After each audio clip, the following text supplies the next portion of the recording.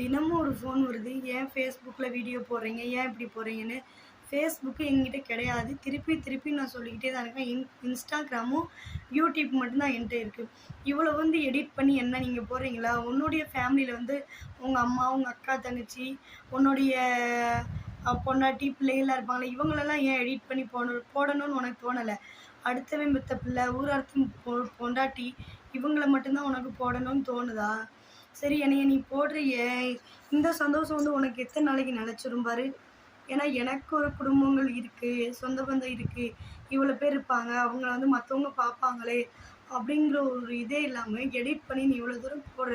நான் எவ்வளோ எந்த எல்லைக்கும் நான் இறங்க தயார் அப்படின்னு சொல்லிட்டு நான் எங்கெங்கேயோ அலைஞ்சி உன்னுடைய இதை வந்து நான் கண்டுபிடிச்சி உன்னை என்னதுனாலும் பண்ணுறதுக்கு எவ்வளோ நேரம் ஆகும்?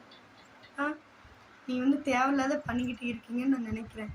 ஏன்னா நான் வீடியோஸ் போடுறேன், தினந்தோறும் ஒரு கமெண்ட் வருது, இல்லாட்டி வாட்ஸ்அப்பில் வருது, ஃபோன் பண்ணி சொல்கிறாங்க. நிறைய விஷயங்கள் வந்து ஃபேஸ்புக்கில் வந்து போடுறாங்க யூடியூப்பில் வந்து சொல்லிக்கிட்டே இருக்காங்க. நான் வந்து ஃபேஸ்புக்கு என்கிட்ட இல்லை.